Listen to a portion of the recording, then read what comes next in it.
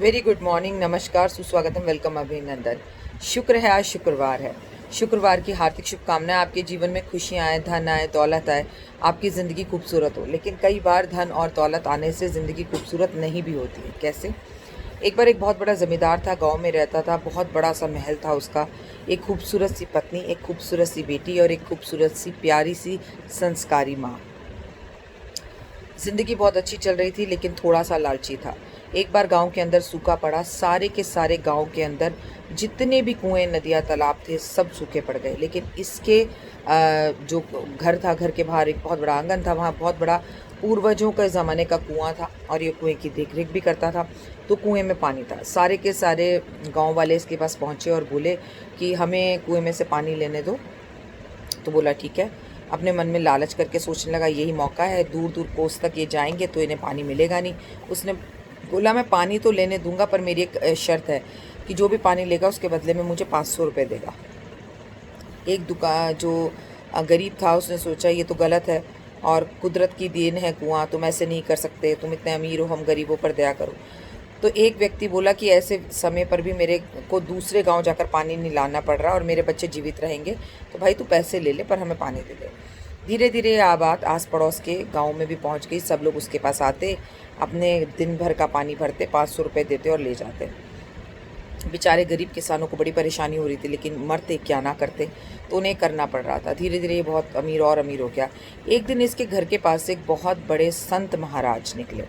उन्हें प्यास लगी, उन्होंने बिना पूछे कुएं में से पानी निकाला और पी लिया।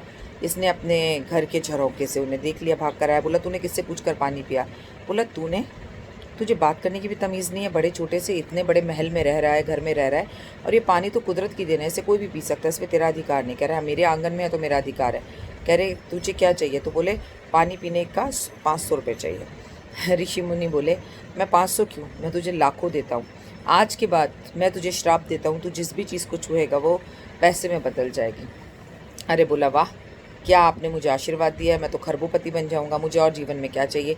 आपका बेहद शुक्रिया, बहुत बहुत धन्यवाद। ये बोलते ही जैसे वो गया, उसने अपने श्राप को चेक करने के लिए, क्योंकि शक तो था ही उसे कि ऋषि कुछ है भी, यानी उसने कुएं को छुआ।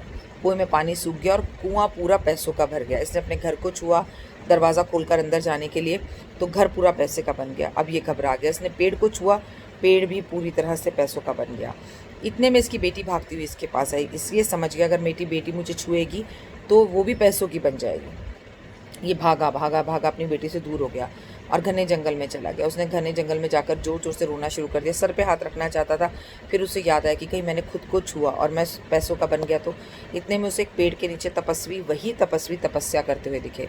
बोला मैं आपके आगे नाक रगड़ कर माफ़ी मांगता हूँ, गलती हो गई, अहम था और मुझे वहम था, वो ख़त्म हो गया। इसलिए तो कहती हूँ ज़िंदगी में अहम और वहम जितनी जल्दी ख़त्म हो जाए उतना अच्छा। ऋषि ने कहा जाओ, मैं तुमसे अपना श्राप वापस लेता हूँ। जिस चीज़ को तुम छुओगे जो पहले जैसा था वैसा ही हो जाएगा जो तुम्हारा नुकसान हुआ है। परंतु किसी से भी ज़िंदगी में पानी पिलाने के पैसे लिए तो मेरा ये श्राप दोबारा जागृत हो जाएगा।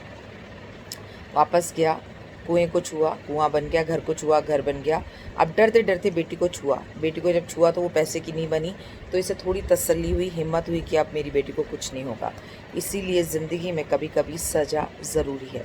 ये कहानी मैंने आपको इसलिए बताई कि बच्चों को डांटना, समय समय पर उन्हें थोड़ा सा धमका कर रखना ज़रूरी है, क्योंकि कुछ बातें जो है ना डांट से ही समझ में आती हैं, कुछ बातें सज़ा से ही समझ में आती है। जैसे ऊपर वाले ने, कुदरत ने हमें सज़ा दी, हम जंगल पे जंगल, जंगल पे जंगल काटे जा रहे हैं। देखिए मौसम का क्या हाल है। हम अपने मतलब के लिए नदियों को ख़राब करे जा रहे हैं, फैक्ट्रियाँ लगाए जा रहे हैं। तो कुदरत ने अपना कोहराम मचाकर हमें बता दिया कि सबसे बड़ा भगवान है। अगर भगवान के साथ खेलोगे तो कोई बात नहीं, लेकिन जब भगवान चौके छक्के मारता है ना तो लाइनें लग जाती हैं। कुदरत के साथ कुदरत के होकर रहिए, इंसानियत का सबक सीखिए और किसी का बुरा मत कीजिए।